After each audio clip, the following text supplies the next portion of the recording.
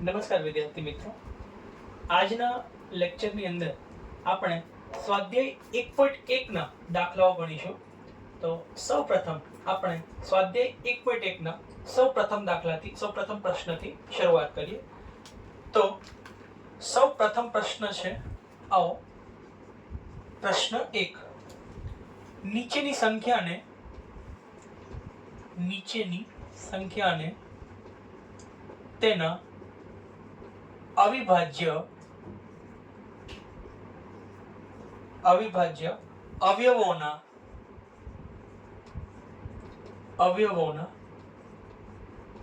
ગુણાકાર સ્વરૂપે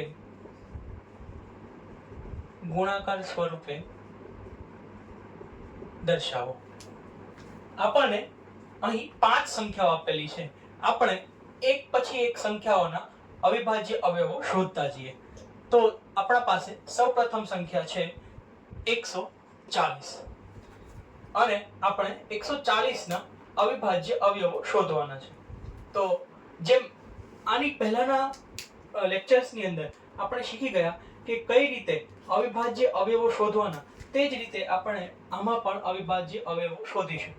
તેના માટે આપણે કોઈ પણ સંખ્યાને સૌથી નાનામાં નાની અવિભાજ્ય સંખ્યા વડે ભાગતા જઈશું અને ત્યારબાદ તેના કરતા મોટી અને મોટી અવિભાજ્ય સંખ્યાઓ વડે ભાગી અને આપણે તેના અવિભાજ્ય અવયવો મેળવીશું અને તેને ગુણાકારના સ્વરૂપમાં દર્શાવીશું. તો સૌપ્રથમ સંખ્યા આપણને આપેલી છે 140. તો તેને આપણે સૌપ્રથમ 2 એટલે કે સૌથી નાનામાં નાની અવિભાજ્ય સંખ્યા વડે ભાગીશું. તો સૌથી નાનામાં નાની સંખ્યા અવિભાજ્ય સંખ્યા 2 વડે આપણે તેને ભાગીએ તો આપણને 70 મળશે. ફરીથી 2 વડે ભાગતા 35 મળશે. હવે 35 ને જો જોવો તો 35 ને હવે એના પછીની અવિભાજ્ય સંખ્યા એટલે કે 3 વડે ભાગી શકાય તેમ નથી. તેથી 3 પછીની અવિભાજ્ય સંખ્યા 5 વડે આપણે 35 ને ભાગીશું.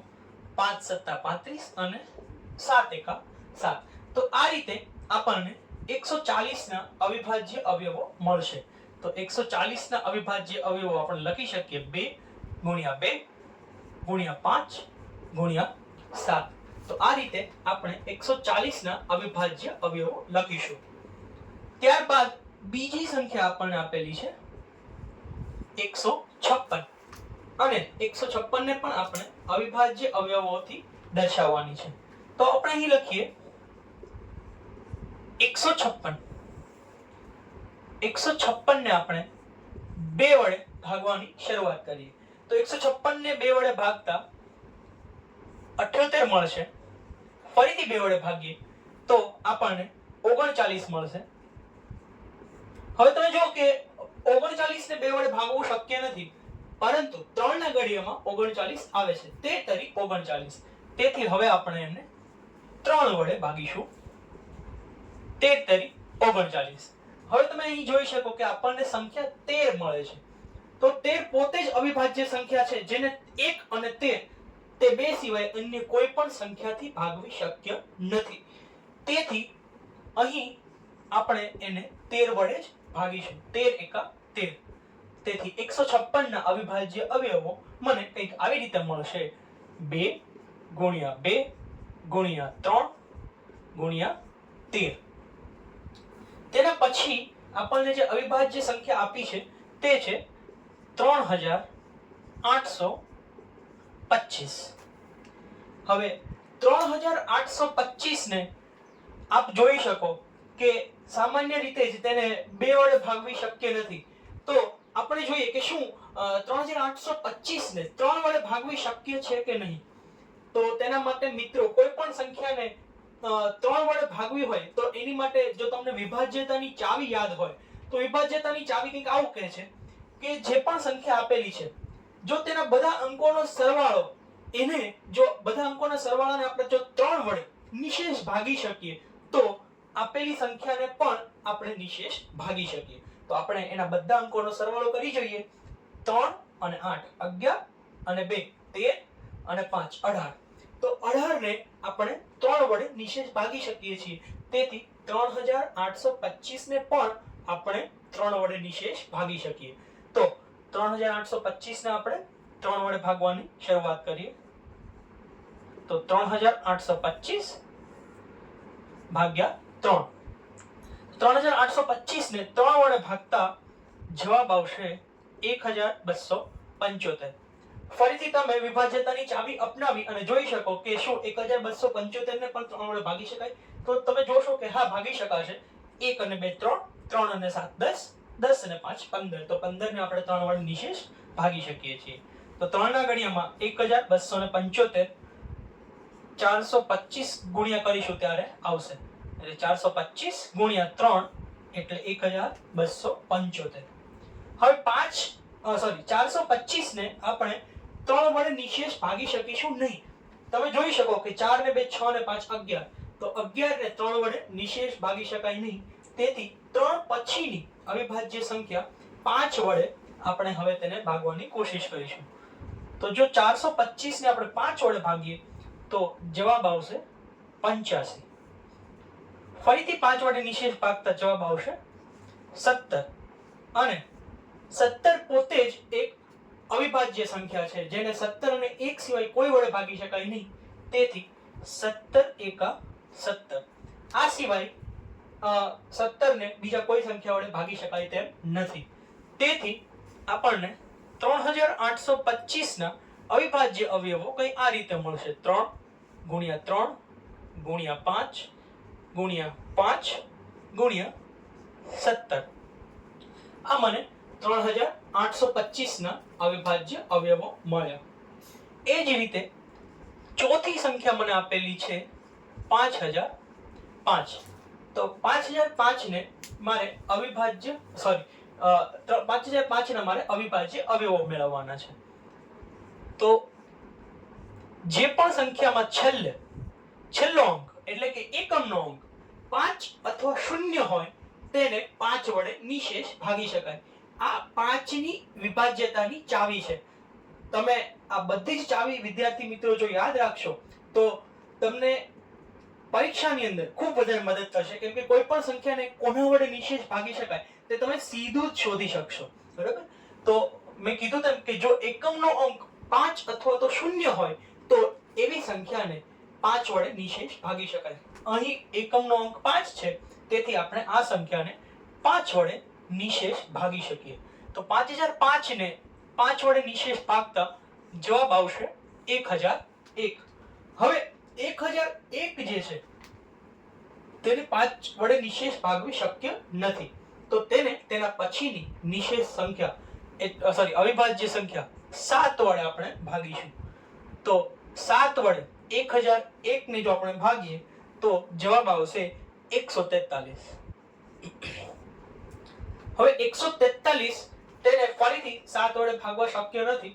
તેથી 7 પછીની અવિભાજ્ય સંખ્યા 11 વડે તેને આપણે ભાગીએ તો 11 ગુણ્યા 13 કરતા 143 આપણને મળે છે.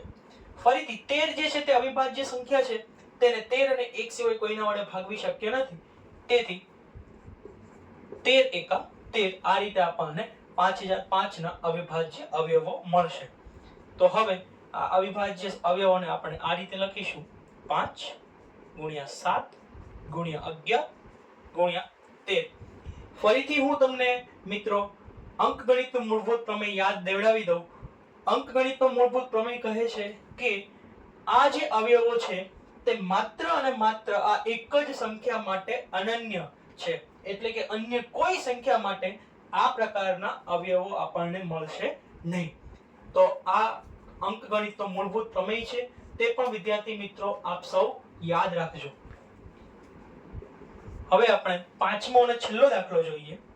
પાંચમો અને છેલ્લો દાખલો 7429 છે, જેના આપણે અવિભાજ્ય અવયવો શોધવાના છે. તો 7429 ને 2 વડે ભાગવા શક્ય નથી, જે તમે અહીં જોઈ જ શકો છો.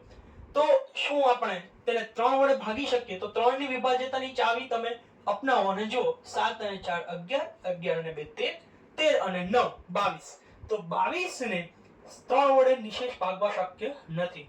ન તો તેનો એકમનો અંક 5 છે, તો 5 વડે ભાગવા પણ શક્ય નથી.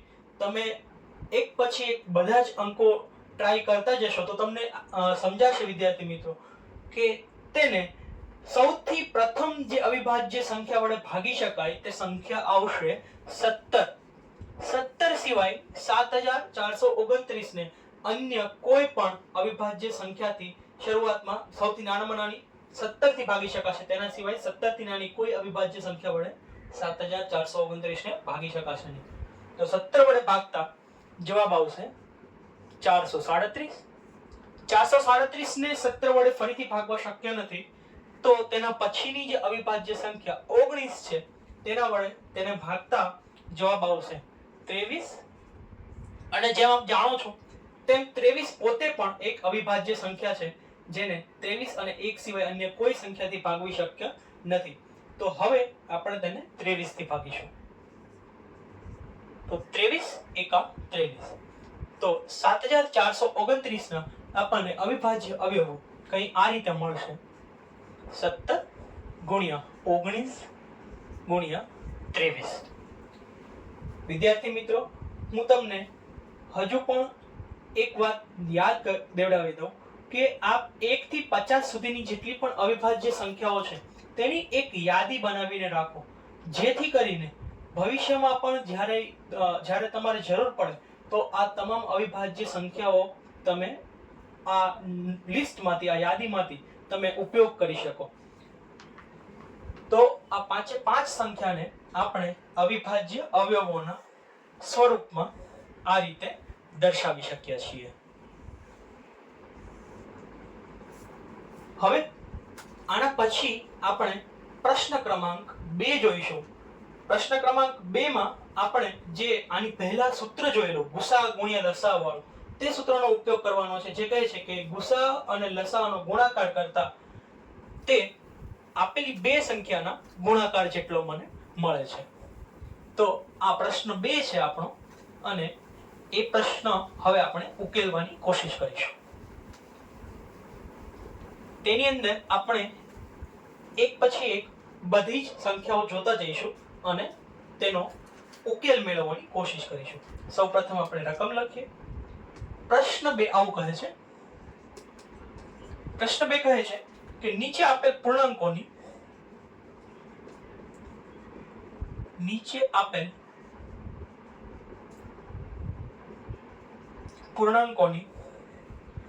પૂર્ણાંકોના ગુસા અને લસા શોધો.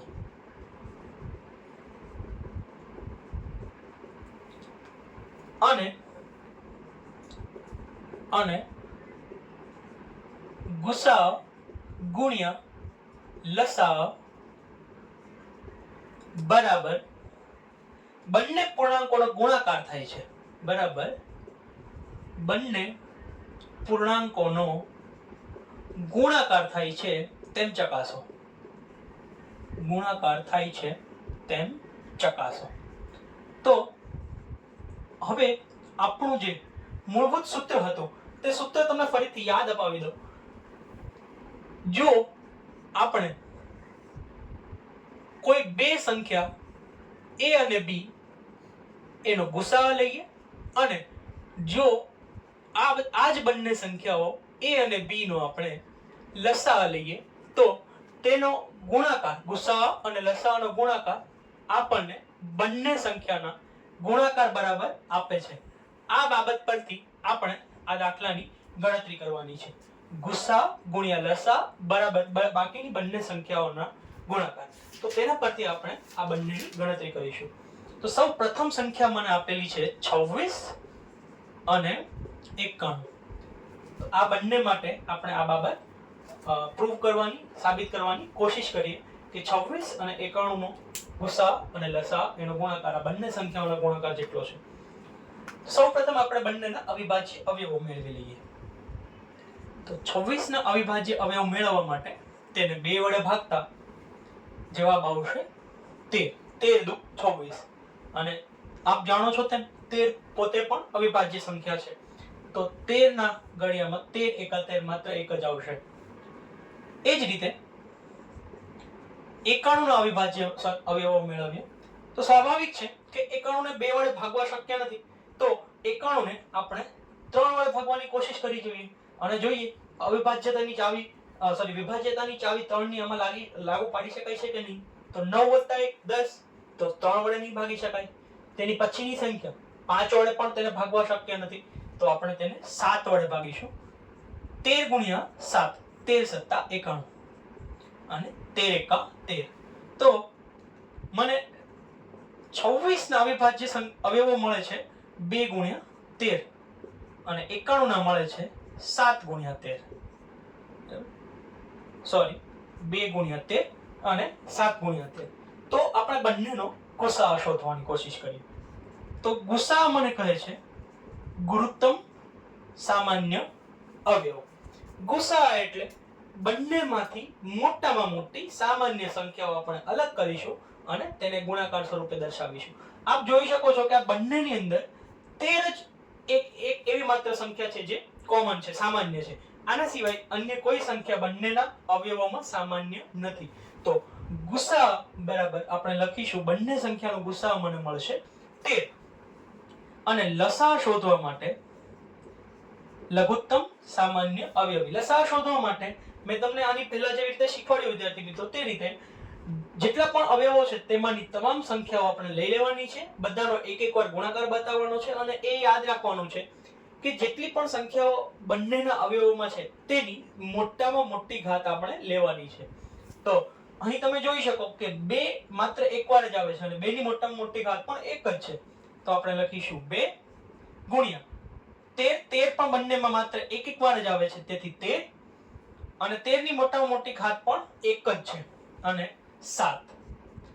તો જો તમે આનો જવાબ મેળવશો 2 × 13 × 7 તો તમને મળશે 182.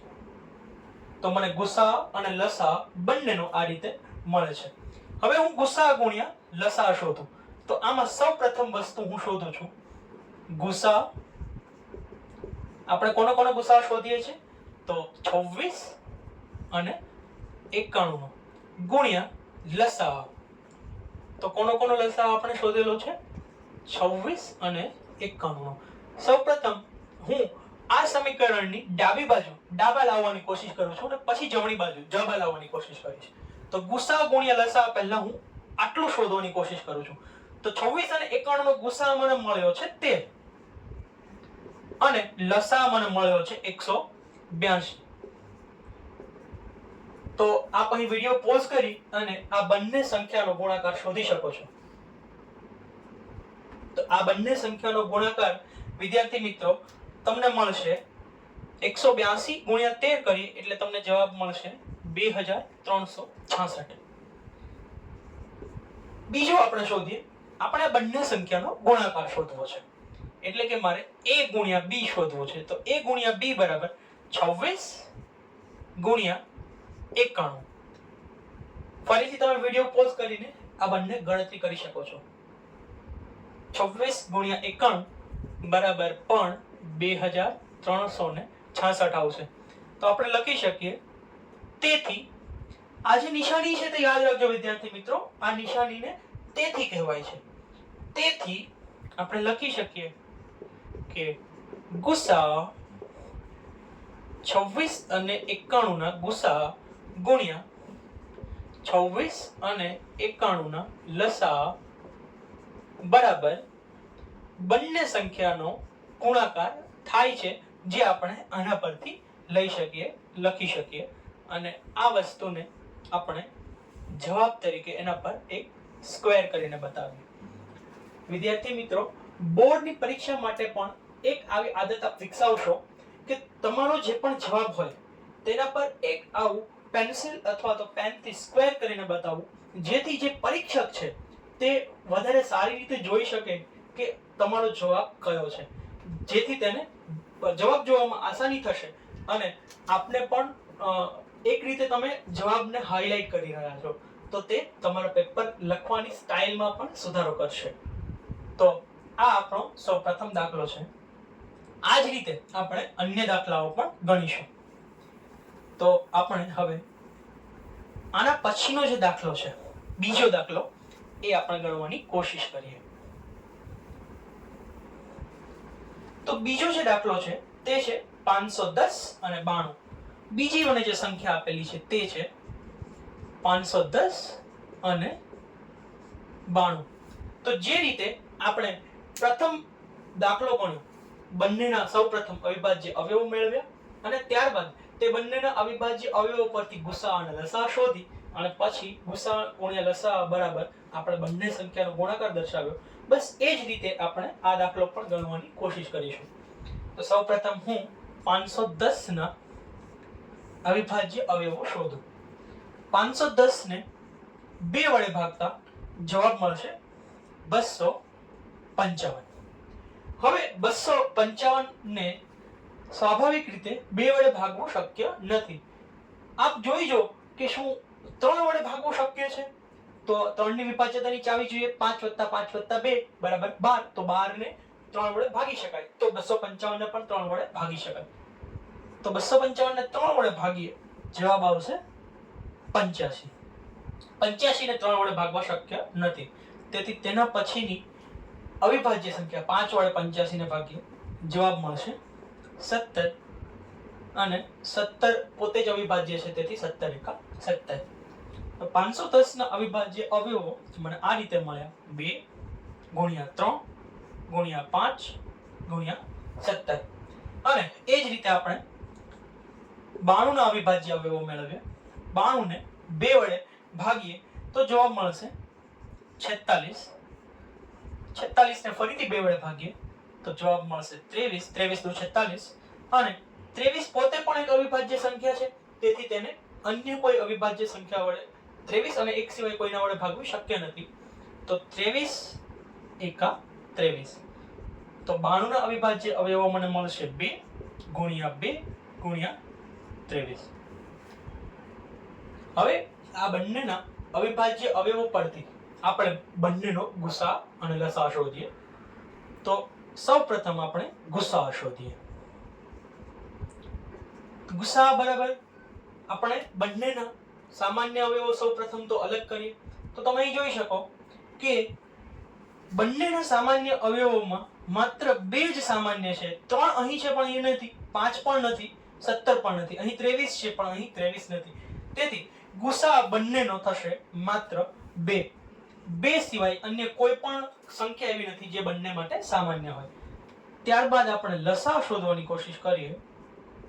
તો લસા શોધવા માટે આપણે સૌથી મોટામાં મોટી જેટલી પણ સંખ્યાઓ છે તેનો ગુણાકાર લેવાનો છે અને દરેક સંખ્યાના સૌથી મોટામાં મોટી ઘાત વડે આપણે તેને દર્શાવવાનો છે. તો આ સંખ્યા માટે આપણે લખીએ કે 2 નો વર્ગ ગુણ્યા 23. આ રીતે આપણને એના અવિભાજ્ય અવયવો મળશે. તો લસા માટે લખીએ. અહીં જુઓ કે 2 બંનેમાં છે, પરંતુ 2 ની સૌથી મોટી ઘાત છે 2 નો વર્ગ. તો આપણે લખીએ 2 નો વર્ગ ગુણ્યા 3 × 5 × 17 × 23.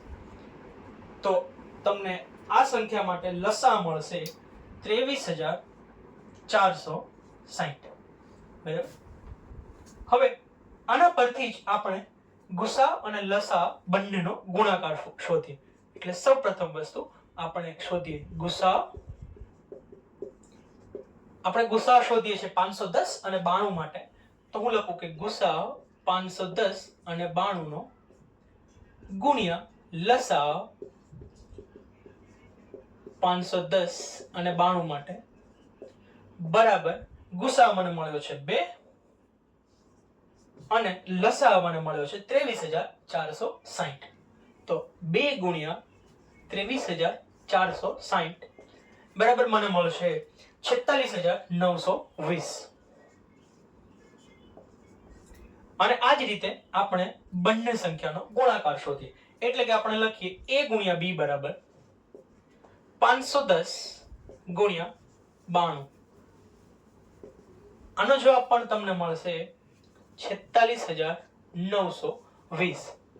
તેથી આપણે કહી શકીએ કે ગુસા 510 અને 92 ગુણ્યા લસા 510 અને 92 નો બરાબર બંને સંખ્યાનો ગુણાકાર થાય છે, જે આપણે અહીં સાબિત કર્યું છે. તો આ મારો જવાબ છે. અહીં પણ આપણે જેમ પ્રથમ દાખલામાં ગણેલું તે જ રીતે બંને સંખ્યાના અવિભાજ્ય અવયવો શોધી, ગુસા લસા શોધી અને બંનેનો ગુણાકાર અને ત્યારબાદ બંને સંખ્યાનો ગુણાકાર કરી અને ડાબી બાજુ અને જમણી બાજુ બંને અલગ અલગ રીતે મેળવી અને બંને આપણે સાબિત કરેલું છે. આ જ રીતે વિદ્યાર્થી મિત્રો ત્રીજો દાખલો પણ ગણી શકાય. ત્રીજો દાખલો આપણને આપેલો છે 336 અને 54. તો એ પણ આપણે આ જ રીતે મેળવવાની કોશિશ કરીશું.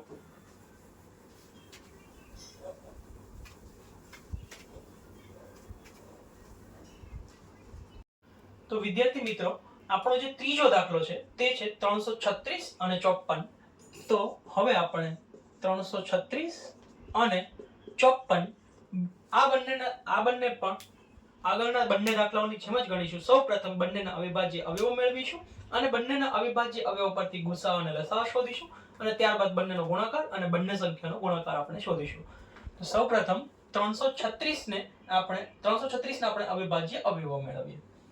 તો 336 ને સૌથી નાનામાં નાની સંખ્યા 2 વડે ભાગીએ તો 2 વડે ભાગતા આપણને મળશે 168. ફરીથી 2 વડે ભાગી જવાબ મળશે 84.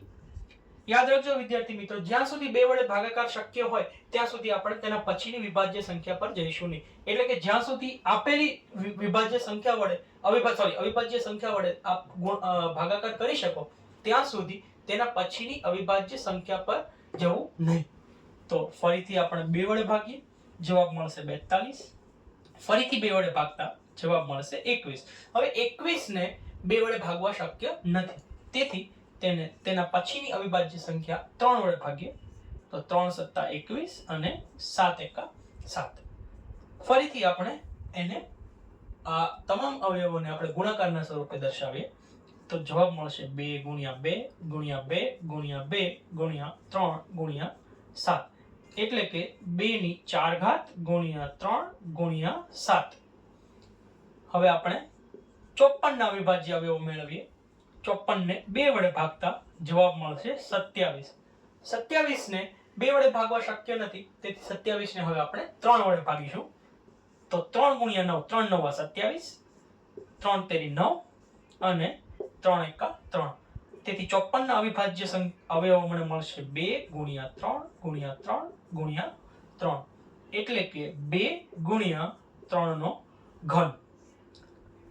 હવે સૌપ્રથમ હું એનો ગુસા શોધીશ.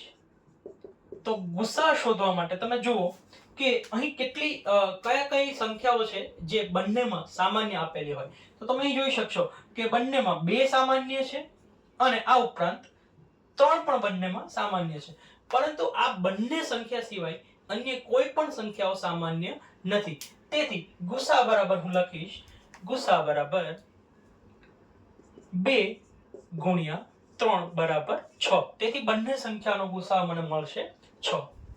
અને લસા શોધવા માટે હું બધી જ સંખ્યાઓ લઈશ અને દરેક સંખ્યાની મોટામાં મોટી ઘાત હું લઈશ.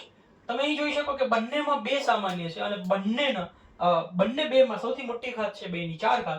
તેથી લસા માટે હું લઈશ 2⁴ ગુણ્યા 3 માં બંનેની મોટામાં મોટી ઘાત છે 3⁵. તેથી 3⁵ ગુણ્યા અહીં હજુ પણ 7 આપેલ છે તો 7 ને પણ આપણે ગુણાકારમાં લઈશું.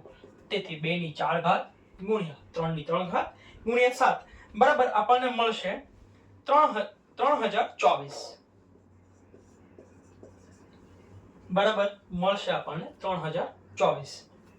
હવે સૌપ્રથમ આપણે આ બંને ગુસા અને લસાઅનો ગુણાકાર મેળવીએ. તો હું લખીશ કે ગુસા 336 અને 54 નો ગુણ્યા લસા 336 અને 54 માટેનો બરાબર 6 ગુણ્યા 3024, જેનો જવાબ મને મળશે 18144. અને ત્યારબાદ આપણે આ બંને સંખ્યાનો ગુણાકાર મેળવીએ એટલે કે a ગુણ્યા b મેળવતા 336 ગુણ્યા 54 આ પણ આપણને મળશે 18144. તેથી આપણે લખી શકીએ કે